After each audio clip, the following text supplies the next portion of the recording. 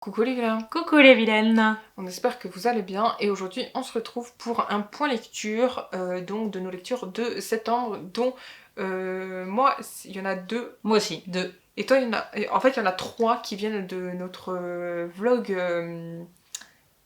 lecture, le premier que nous avons fait sur cette chaîne en début de mois de septembre, donc on va vous faire les points lecture actuellement, maintenant, bref. Tout de suite, c'est parti. Ouais, c'est ça.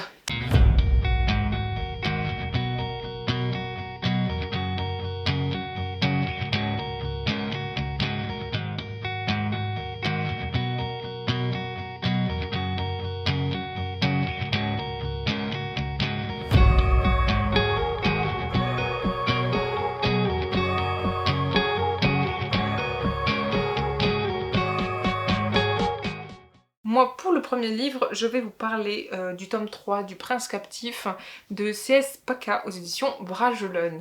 Donc, la suite tant attendue. Je vais pas trop vous spoiler pour pas trop vous dire comment ça finit parce que j'aime pas spoiler les gens et j'aime pas qu'on me spoile non plus. Bon, c'est vrai qu'il y a des fois on spoil quand même. Oui, mais quand c'est bien utile. Mais voilà. sinon, bon, bref, je vais pas. Parce que c'est une histoire d'amour, d'accord, même si il y a c'est sous fond aussi de guerre, puisque il y a les clans qui s'affrontent, etc. Et que nos deux protagonistes sont quand même très impliqués vu que ce sont les rois, entre guillemets, enfin les futurs rois de chaque pays.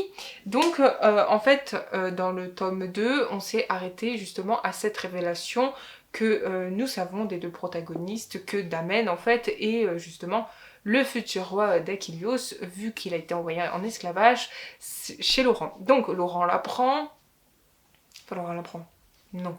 Mais on se doute de certaines choses, et le début est très... le début de celui-ci est très révélateur. Voilà, merci. J'allais te le dire, dis. Il est très révélateur. J'ai lu dans tes yeux. Puisque tout le monde reconnaît Damen, donc reconnaît le futur roi Damianos, et en fait il s'agit du fait qu'il n'est pas mort. Voilà. Et donc en fait, on a toutes les réponses à nos questions dans ce dernier tome. Je vais pas vous spoiler s'il finit avec Laurent vraiment ou non, parce qu'on veut justement qu'ils finissent ensemble. Je vais pas vous dire non plus s'ils arrivent à récupérer leurs royaumes respectifs. Je vais pas vous le dire non plus, parce que je trouve que c'est essentiel de pas spoiler surtout la fin. que là c'est vraiment la fin, donc sinon je vous le c'est dis, le dénouement. Voilà. Moi j'ai beaucoup aimé justement est-ce que la suite révélation fait bien la suite justement, en tout cas elle fait le fil conducteur de ce qu'étaient les deux premiers. Est-ce que vraiment, on a vraiment le fil la conducteur suite est correcte, et puis vraiment tu vois, regarde par exemple à tes attentes en tout si cas. on prend les dernières pages du tome 2 et le début du tome 3, c'est la même scène, c'est la suite de la scène qui nous a arrêtés à la fin du tome 2, hein. Et puis si je dois rajouter aussi, je dirais que son écriture n'est plus pareille. En fait, plus elle a écrit de tomes, plus son écriture était bien affinée, ouais. assez... J'adore son écriture, celui du tome 3, et franchement, il faut qu'elle écrive tout le temps comme ça, moi je peux...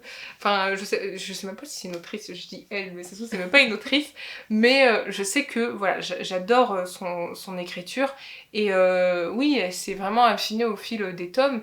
Un peu dur au début du premier tome, et au final en fait non, c'est une très belle histoire, et même qui parle de sujets assez graves, mais qui se sont quand même parfois passés dans notre passé historique à nous, on va dire. Oui. Et même mondial. Alors tu lui mets combien par rapport au premier, comme il fait suite et que...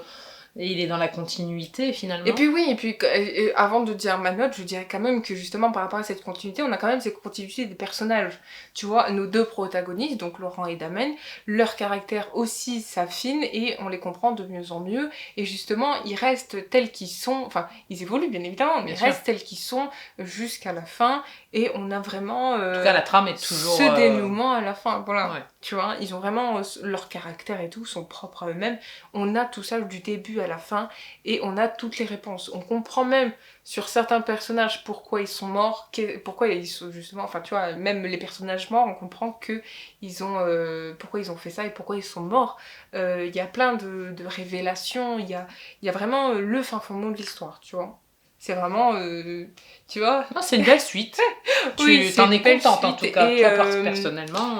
oui, et puis voilà, on nous donne aussi un petit aspect du pays, enfin du pays du coup de Damen, donc voilà, donc ça change un peu En de tout tout cas, ce qu'on a t'as vu. tout, et ça mérite pas une. T'aurais pas aimé avoir une suite, ou parce que des fois, quand ça se termine, on a Alors, quand même envie d'un petit quelque non, chose. mais par contre, si vraiment tu parles de suite, genre de épilogue, ouais, j'aurais bien peut-être aimé, à la limite, savoir ce qu'ils sont devenus quelques années après, tu vois, 10, 20 ans après. Mais en tout cas, t'as tout sinon. Mais peut-être que justement, c'est inclus dans le collector qui va sortir.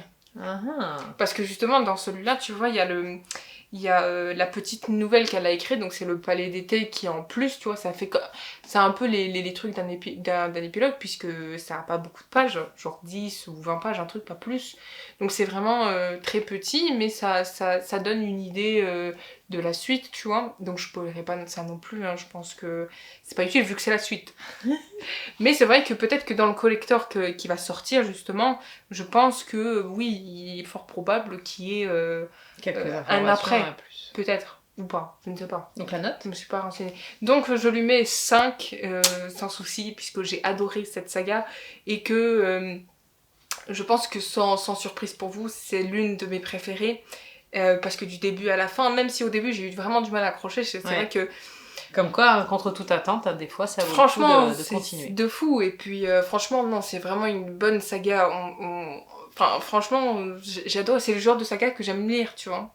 Donc, il n'y a pas de souci. Même si, bon, il y a certains aspects... on va pas s'étaler là-dessus. Mais ça, t'en avais déjà parlé dans d'autres voilà, exactement. vidéos. Mais en tout cas, sachez que j'ai adoré cette saga et que je serai peut-être un jour susceptible de la relire par pur plaisir. Donc pour moi, c'est Cueilleuse de thé, donc aux éditions Charleston, de Jeanne-Marie Sauvage à Vitin. Donc je vous en avais parlé dans ma pile à lire. Il me faisait très envie et en fait, je suis pas déçue du tout. Parce que, alors, la petite héroïne de cette histoire, je vais l'appeler Shemla, parce que son nom est un petit peu compliqué, c'est Shemla Ayla, mais à dire dans la chronique, ça va être un peu compliqué pour moi. Donc on va l'appeler Shemla. Donc c'est son histoire qu'on nous raconte, qu'on nous narre. C'est donc une petite cueilleuse de thé. Elle vit au Sri Lanka. Et en fait, sa maman vient de décéder. Et bien sûr, elle fait va falloir qu'elle fasse son deuil. Et son projet intime, au fond d'elle-même, c'est de pouvoir partir de ces terres où est cultivé le thé, partir de son pays, voir ce qui se passe ailleurs et pouvoir suivre des études comme bon lui semble. Elle a des envies, elle a des projets professionnels, elle ne veut pas faire cueilleuse de thé toute sa vie. Et donc elle met en place tout un processus pour pouvoir partir, ce qui est très difficile quand on est né dans ces conditions-là, sur ces terres-là, dans ce pays-là, en tant que femme. Ça englobe beaucoup de choses, ça englobe, comment je pourrais dire, bannir l'asservissement, bannir la soumission, bannir les droits qu'elle n'a pas, et ça va être très difficile pour elle justement d'instaurer ce projet pour elle. Mais elle va y arriver parce que pour la petite histoire, il y a un moment donné des bus, parce que les touristes viennent en Inde très souvent, ils viennent voir aussi les cueilleuses de thé, ils prennent en photo, tac tac tac, et en fait elles ont l'habitude de voir les bus arriver. Et pour la petite histoire, Shemla, ce qu'elle fait, c'est qu'à un moment donné, il y a une touriste qui s'approche un petit peu trop d'elle. Donc ce que les touristes n'ont pas le droit, hein, parce qu'il y a ceux qui les surveillent, qui font en sorte justement qu'il n'y ait pas de contact. Les touristes ont le droit de venir les photographier et tout, mais ils n'ont pas le droit au contact. Pas de contact humain, pas de contact verbal, non, il n'y a rien du tout. Et donc elle réussit à donner un petit papier en échange d'une poignée de main, si mes souvenirs sont bons, à cette touriste. Et en fait, la touriste revient quelques temps après, dans la même journée, je crois, de souvenirs. Et cette touriste lui ramène un sac avec un objet dedans. Je vous dirai pas quoi, je vous laisse le découvrir. En fait, elle est obligée de... C'est juste pour vous dire qu'elle est juste obligée d'utiliser des subterfuges pour pouvoir obtenir certains objets, obtenir un certain nombre de choses dont elle a besoin pour partir, parce qu'on ne part pas comme ça. On ne laisse pas cette vie de cueilleuse de thé comme ça, balayée, comme moi je pourrais dire, tiens, demain je vais à un endroit, je demande à personne, je fais ce que je veux. Elle, non. Donc elle va se servir aussi, enfin se servir c'est un vilain mot, elle va surtout prendre contact avec sa tante, qui va beaucoup l'aider, parce que sa tante, en fait, elle prétexte qu'il faut qu'elle aille dire à sa tante justement que sa sœur, donc sa mère, est décédée, et c'est ce qui va l'aider, c'est ce qui va la sauver, et pour aller voir sa tante, elle a besoin de son passeport. Donc elle va demander à celui qui possède les cultures de thé son passeport. D'accord. Et là, du fait qu'elle prétexte ce que je vous ai dit auparavant par rapport à sa maman, d'aller voir sa tante, va lui permettre justement d'obtenir son passeport. Elle a recueilli des petites choses qui vont lui permettre de pouvoir se balader comme une femme tout à fait normale et non plus habillée du sari, tout ça, etc. Donc c'est une nouvelle vie qui s'annonce pour elle, car en effet elle réussit à partir. Mais c'est tout ce que je vous dirais. Une petite chose que je peux vous dire quand même, parce que c'est marqué derrière, elle part à Londres. Donc elle va atterrir en Angleterre et une nouvelle vie va s'offrir. Pour moi, je suis dubitative sur le fait d'une nouvelle vie qui s'offre à elle avec tout qui va lui réjouir positivement. Parce qu'en fait, elle va vite s'apercevoir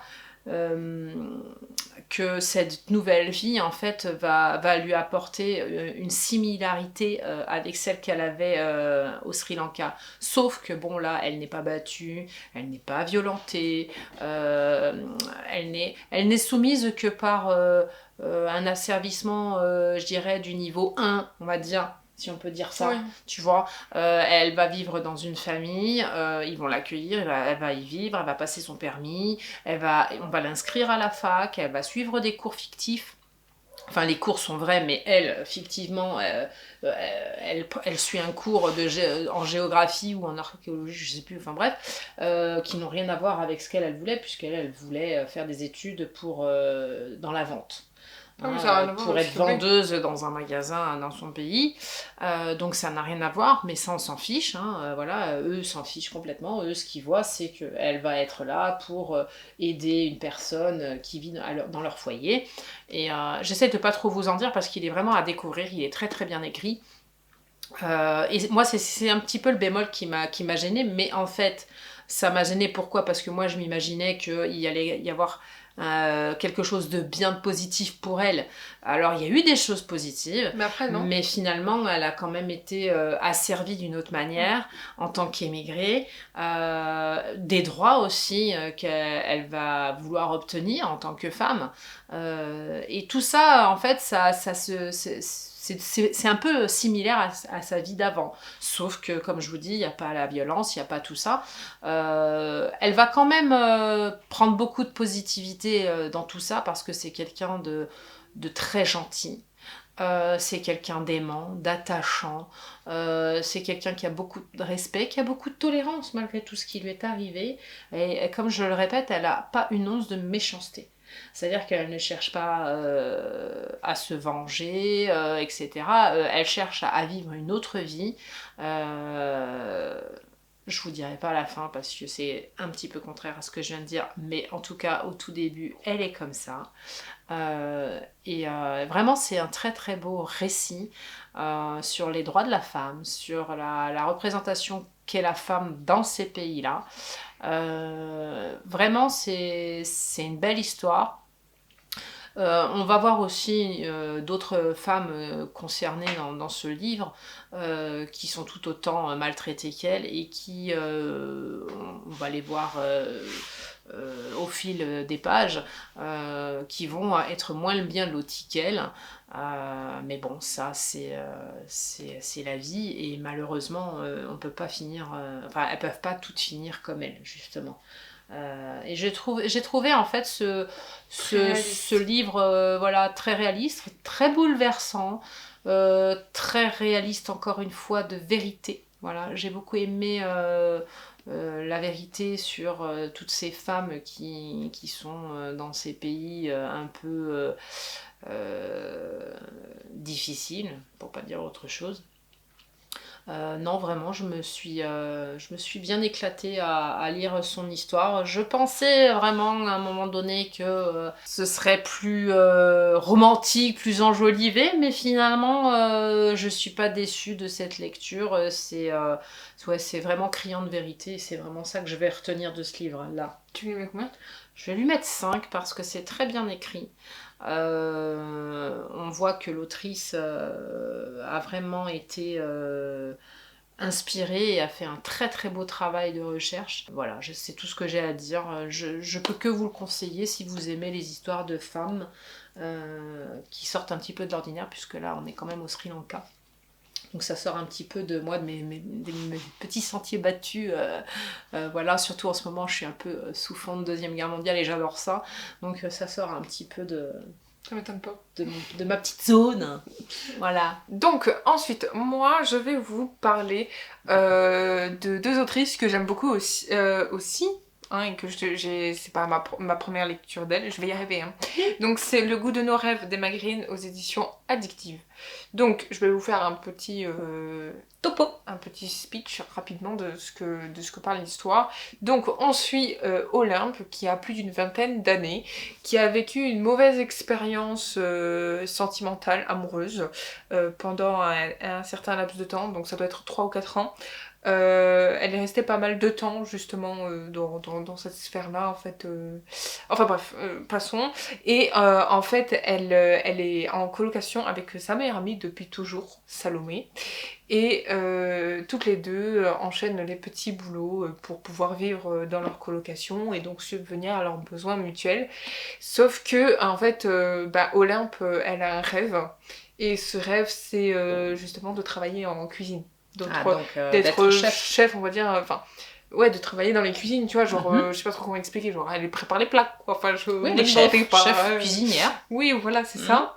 Et en fait parce qu'elle adore faire la cuisine, elle est très bonne en cuisine, sauf qu'elle a aussi un problème relationnel avec ses parents. Qui est dû justement à cette relation d'avant amoureuse, puisque elle a été dans une des écoles les plus prestigieuses près de Paris. Alors ne me demandez plus le nom, je ne sais plus. Et en fait, celui qui lui a appris, en fait, c'est lui dont elle est tombée amoureuse. D'accord. Sauf que lui, en fait, il l'a fait miroiter, hein, et du coup, ça s'est pas passé du tout comme prévu. Comme elle voulait. Exactement, et donc du coup, elle est vachement tombée, tu vois, donc elle est tombée des nues, et il a fallu se reconstruire après.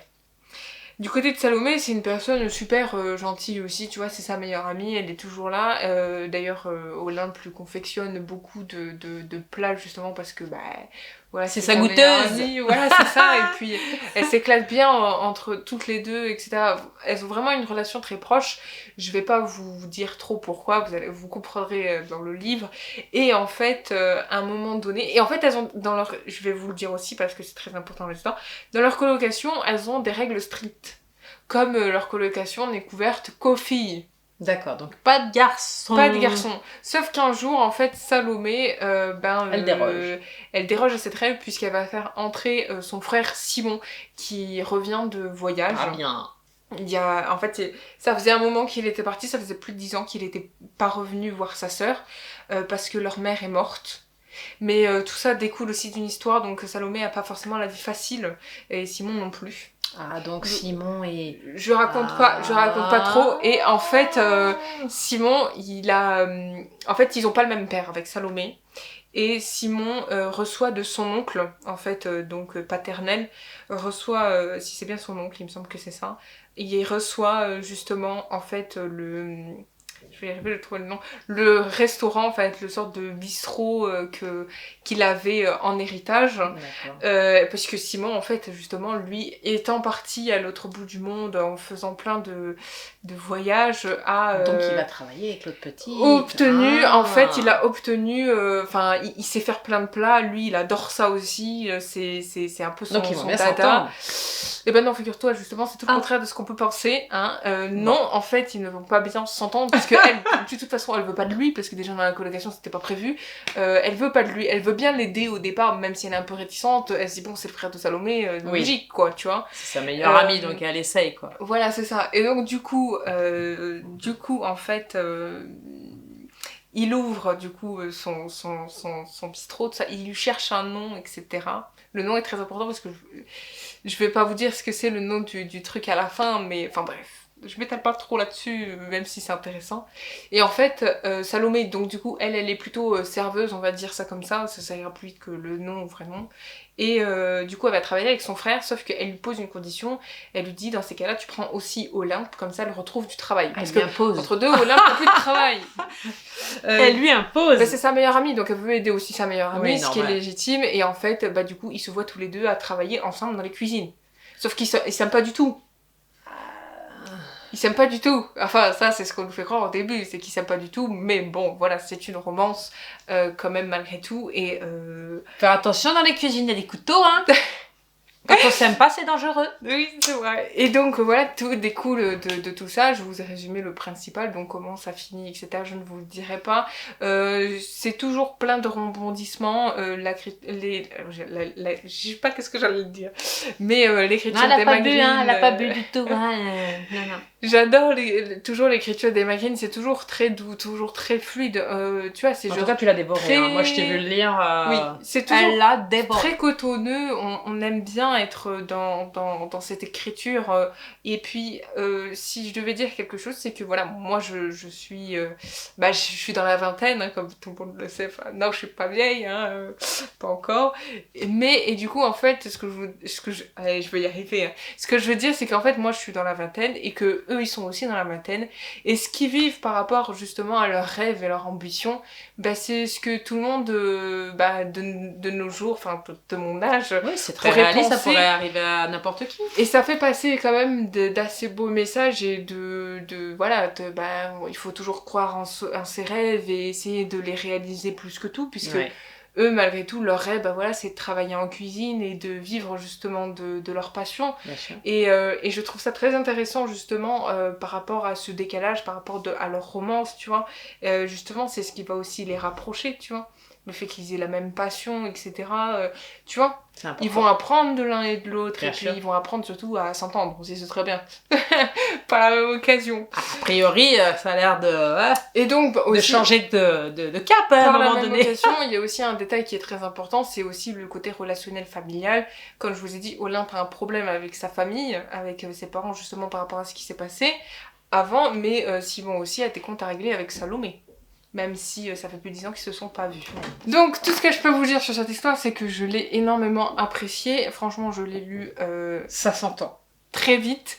Et j'ai adoré justement tout ce qu'on peut nous donner comme message. Et c'est bien pour des jeunes gens aussi qui lisent ce genre de livres. C'est bienveillant. Et puis j'aime bien parce que c'est pas toujours la même chose, tu vois ce que je veux dire, c'est vraiment... Et c'est bien parce que c'est centré sur nous les jeunes, tu vois, il y a plein de références à nos séries, à nos musiques d'aujourd'hui, et je pense que ça peut être justement très identitaire pour certains de nous. Est-ce que j'en fais partie? Oui, bien évidemment, puisqu'on se pose toujours des questions, enfin je pense que c'est normal. Donc oui, j'ai beaucoup aimé ce livre, évidemment que je lui mets 5 et que je vous le recommande. Sachez que le titre est très important, vous comprendrez pourquoi si vous le lisez, mais ce n'est pas anodin. Voilà, c'est tout ce que j'ai à dire. J'ai kiffé, j'ai aimé, j'ai adoré, enfin, je pense que ça se voit. Et non, foncez, franchement, si vous avez jamais lu des Maghrine, franchement, lisez celui-ci. Il faut essayer. Parce que je l'ai adoré, comme d'ailleurs j'ai beaucoup aimé l'histoire de Louvre aussi, je crois que c'est La vie en vrai. Pareil, c'est une histoire... qui porte sur les jeunes d'aujourd'hui et c'est un autre sujet encore et franchement non c'est plutôt chouette, j'ai beaucoup aimé. Voilà, je vous le conseille. Donc pour moi, le petit dernier, c'est Les souvenirs et les mensonges aussi de Karine Lebert aux éditions Presse de la Cité. Donc c'est un petit bijou, c'est quelque chose que j'ai beaucoup aimé, les thèmes abordés m'ont beaucoup plu. Bon, c'est sous fond de Deuxième Guerre mondiale évidemment, mais c'est surtout les personnages qui m'ont plu. Karine Lebert, c'est une autrice que j'apprécie car c'est pas toujours... Alors, je vais m'expliquer, en tout cas je vais essayer d'être claire. Souvent, on nous sert des histoires, qu'elles soient vraies, réalistes ou pas, sous fond de Deuxième Guerre mondiale. Souvent, on nous fait des happy end, surtout quand il y a des doubles temporalités. Alors là, il y a un happy end, on pourrait dire, mais il y a aussi des personnages qui nous attristent, car ce n'est pas un happy end pour eux.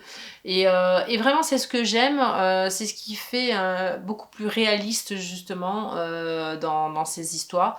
C'est qu'il y a des personnages où on nous donne le dénouement, et vraiment, c'est ce qu'on aurait aimé avoir. Donc je sais pas si j'ai été claire, mais par exemple, donc on commence en 1938 avec Pauline qui va tomber amoureuse parce qu'en fait il y a des réfugiés qui sont arrivés dans son village, donc elle habite Honfleur à l'époque, donc juste un peu avant la Deuxième Guerre mondiale. Il y a des réfugiés qui vont donc arriver, il y a un couple avec 2 enfants, dont un garçon, et elle va tomber amoureuse de ce garçon. Joachim qui est très important dans ce livre. Ce sont des Allemands. Donc vous comprenez bien le malaise avant la Deuxième Guerre mondiale, hein, et puis en quelque sorte entre les deux guerres, puisque voilà, ayant subi la première, la Normandie va recommencer quelque temps après, mais bon, ça ils le savent pas tout de suite, mais bon, les Allemands on les aime pas, clairement, donc on leur fait savoir. Mais ils persistent, ils signent, ils vont se marier. Tout va bien se passer entre guillemets entre eux, très bien même, ils sont très amoureux. Ils vont donner naissance à Alexandre, un petit garçon. Le papa de Pauline est médecin, donc il est très juste, il est très gentil, très bienveillant, sa maman aussi, ils comprennent que voilà, elle est amoureuse, donc ils cèdent à leur mariage, etc. Donc elle vit dans une famille très compréhensive quand même malgré tout. Et bon, la Deuxième Guerre mondiale éclate, ils sont obligés de partir, au vu de la nationalité de Joachim. Les parents de Joachim partent aux États-Unis pour je sais plus quoi d'ailleurs, je sais même plus, en tout cas ils partent pour s'exiler. Sa sœur Hilda à Joachim va les suivre parce qu'elle est très amie avec Pauline, et tout ce petit monde s'entend très bien, donc ils vont se suivre. Et dans cette première partie en fait de ce livre, on nous explique cette partie-là, c'est-à-dire Pauline, la vie de Pauline avec Joachim, etc. Je vous en dirai pas plus sur cette partie-là. Car bon, il va arriver des choses avec Joachim, il y a un départ qui se fait de Honfleur, ils vont aller dans le sud de la France, après du sud de la France ils vont repartir, enfin j'en dis pas plus. Donc c'est toute une aventure qui les attend. Dans la deuxième partie, on nous parle de Hilda. Beaucoup de Hilda. Hilda qui va donc pendant la Deuxième Guerre mondiale aussi tomber amoureuse. Elle va tomber amoureuse d'un Français. Tout le contraire de son frère. Mais en même temps, c'est encore mal vu aussi. Donc elle va tomber amoureuse de lui. Malheureusement, il va décéder. Et elle est enceinte, ça va poser problème pour la reconnaissance de la petite. Voilà, je n'en dirai pas plus non plus sur la deuxième partie. C'est plein de péripéties aussi, plein d'embûches, tout est enchevêtré dans les deux histoires, hein, tout s'enchevêtre très bien. Et la troisième partie, c'est l'histoire de Valentine. Donc Valentine, on nous la présente comme une musicienne qui rencontre Magda pour travailler, puisque Magda aussi est musicienne. Et Magda, donc on avance dans les années, hein, évidemment là, hein, je vous raconte tout ça, mais on avance dans les années, puisque Valentine, elle, c'est plutôt dans nos années à nous, hein, les années 2014, un truc comme ça, ou un peu plus, un peu moins, même 2005, je ne sais plus. En tout cas, c'est 70 ans plus tard, voilà. Donc, c'est pour vous dire, Magda, en fait, la petite musicienne, elle est l'arrière-petite-fille de Pauline. Voilà. L'arrière-petite-fille de Pauline. Donc, voilà, celle l'arrière-petite-fille. de la première partie. Voilà, je suis exactement. Donc, c'est pour vous dire, non, mais je vous dis qu'il y a 3 parties parce que c'est très important. Faut pas s'attendre à qu'on nous raconte tout d'un seul coup les 70 ans de Pauline. Non. Mais bon, c'est super bien fait. Et donc dans la 3e, il y a Valentine qui rencontre Magda qui est l'arrière-petite-fille à Pauline. Et en fait, grâce à Valentine, Magda va être poussée, propulsée dans une quête identitaire qu'elle ne soupçonnait pas et qu'elle ne voulait pas en plus au début. Oui, parce qu'elle a été adoptée? Alors, Magda, non, elle n'a pas été adoptée. Elle sait d'où elle vient. Elle côtoie encore sa grand-mère, enfin son arrière-grand-mère, puisqu'elle elle vit chez sa maman, donc Christine, qui est la petite fille de Pauline. Non, elle connaît, mais le problème c'est qu'il y a des secrets. Il y a des secrets, donc Magda va partir à la quête de tous ces petits secrets-là. Pour tout vous dire, on va partir sur la quête de secrets et identitaires par rapport à Hilda et sa fille. D'accord. On va partir sur la quête de Joachim. D'accord. Parce que je vous ai pas tout dit, évidemment, du premier opus. Le 2e opus avec Hilda, il y a des secrets. Et elle sait pas que justement, Pauline s'est mariée avec un Allemand. En fait, Valentine, un jour, est invitée chez Magda.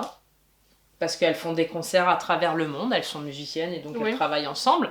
Et un jour, elle invite Valentine chez sa mère et elle rencontre son arrière-grand-mère. Et l'arrière-grand-mère dit à Valentine, comme ça, parce qu'elle avait envie de dire ce qu'elle pensait, et elle parle d'Adeline, elle parle de Joachim, elle déblatère des choses, et les autres de sa famille pensent que voilà, elle devient un peu sénile, un peu vieille, un peu, un radeur, elle est fatiguée, quoi. Mais non. Non, c'est tout ce qu'elle dit est bien réaliste, bien réel, et l'arrière-grand-mère n'est pas folle du tout, elle sait ce qu'elle dit, et voilà, elle a juste envie qu'on l'aide, en fait, à comprendre certaines choses, à dévoiler certaines choses qui sont, pour ainsi dire, cachées, puisque au fil des pages, on découvre beaucoup de choses, beaucoup de secrets, beaucoup de non-dits, beaucoup de choses qui sont laissées en suspens. Quand même, Joachim était le mari de Pauline, et voilà, on ne sait pas ce qui tient dans le premier opus, et voilà, donc il y a plein de choses qui se dévoilent dans le 3e opus grâce à Valentine qui va pousser Magda. Magda n'en veut pas au début parce qu'en fait elle veut pas embêter son arrière-grand-mère parce qu'elle est vieille, elle veut pas déterrer des choses qui vont contrarier peut-être toute sa famille. Et pourtant ça va tout le contraire. À juste titre. Et pourtant on va voir que c'est tout le contraire, ça va apaiser tout le monde finalement. C'est tout ce que je pourrais dire sur le dénouement, c'est que finalement ça va apaiser tout le monde et il y aura pas genre tu me l'as pas dit, nanani. Non, c'est au contraire bienveillant, c'est tellement bien écrit, tellement bien fait que c'est un vrai régal de l'avoir lu encore une fois, Karine Lebert. Tu le mets combien? 5, l'écriture est très belle. Oui, elle est belle et elle est fluide, tout coule de source. On n'a qu'une envie, c'est de tourner les pages. Ça va très vite, c'est simple, et puis j'adore l'histoire, quoi. Et puis voilà, ces 3 opus, au début, je me suis dit, mais mince, Valentine, elle n'a rien. Au début, je cherchais, je me suis dit, mais cette Valentine, elle n'a rien à voir avec tout le reste, quoi. Et puis finalement, si, c'est le moteur, c'est l'amorce de tout ce qui va en découler. Parce que sans Valentine, il n'y aurait pas le 3e opus, on ne saurait rien sur les 2 autres. Oui, du coup, oui. C'est tel le déclencheur. Ouais, voilà. C'est ce que j'avais dit à l'autre aussi. Voilà. En tout cas, j'ai beaucoup aimé. Je pense que pour les amoureux de tous ces thèmes-là, de quête identitaire, la Seconde Guerre mondiale, je pense qu'il est fait pour vous, double temporalité, etc. Donc allez-y, foncez. Cueilleuse de thé aussi, m'a beaucoup plu. Moi, les deux m'ont très plu. De toute façon, moi, j'ai fini une saga et puis j'ai entamé un bon livre, là. Un one-shot, mais un vrai, quoi. Tu vois. On est bien dans nos livres. Ouais, là en ce moment j'ai de très belles lectures à vous proposer et franchement, si vous avez regardé La Pâle d'automne, enfin moi elle me hype de fou. Ah, moi, La Pâle d'automne, j'en ai j'ai plus envie de d'autres rester qui de vont lire. arriver là pour La Pâle de je sais plus quand. D'octobre D'octobre. Ah oui. Et, Moi, je le sais. ouais, je sais que je vais me régaler. Je me demande Je suis même contente si je vais pour pas en elle. faire passer avant d'autres, je sais pas. Je suis trop contente pour toi, moi. Mais je peux rien dire. Moi, c'est pareil, vous connaissez certains livres qu'il va y avoir dans les pales d'octobre, novembre et décembre, mais vous en savez pas certains. Et ça, Ouais, parce que La Pâle d'automne, c'est un conte, mais on en rajoute dans les pâles du mensuel à chaque fois, donc c'est ça. voilà. Et là, ça arrive. J'ai très hâte. On a très hâte. Donc du coup, cette vidéo est maintenant terminée. On espère qu'elle vous aura plu. On vous fait plein de bisous. Mais avant ça, on vous rappelle quand même que vous pouvez nous suivre sur tous nos réseaux sociaux. En ce moment, on est beaucoup à fond dessus. C'est qu'à le dire. Voilà, donc n'hésitez pas à venir nous suivre sur Instagram, sur TikTok, sur Twitch et sur... J'ai oublié quelque chose? Non. Je ne sais plus. Mais tous les liens sont dans la description, donc n'hésitez pas. D'ailleurs, je tiens à souligner aussi, parce que je crois que je le dis pas assez souvent, mais si vous avez un doute sur un livre ou que vous vous souvenez plus du livre que vous avez vu juste avant dans la vidéo, sachez que tous les livres sont répertoriés en description et que vous avez le nom de l'auteur. Ah oui, d'ailleurs, félicitons et Vinciane. Moi, je l'édition. le dis jamais en vidéo et vous non plus parce que voilà, c'est le backstage des vidéos, mais c'est quand même elle qui les monte et c'est elle qui met toutes les descriptions. Donc, c'est un travail de ouf. Je la remercie devant vous, hein, bien humblement, parce que moi, j'ai pas le temps et tout donc, de le faire. Donc, chacun sa partie. Mais ça, c'est vrai que c'est elle qui le fait. Et franchement, elle le fait bien. Avec Et plaisir. voilà, c'est pas pour la mousser, hein, mais bon, c'est un sacré job. De le faire, ça prend beaucoup de temps et je la félicite et je la remercie devant vous. Voilà, c'était une petite aparté pour ma fifi.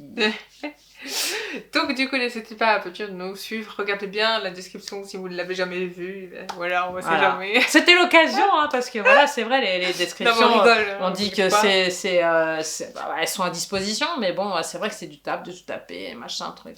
Donc voilà, je voulais le dire. Merci. C'est l'occasion. C'est surtout quand vous avez La Pâle d'automne qui fait 21 livres à écrire. Bon, après j'aime bien écrire, donc ça va, c'est pas le souci.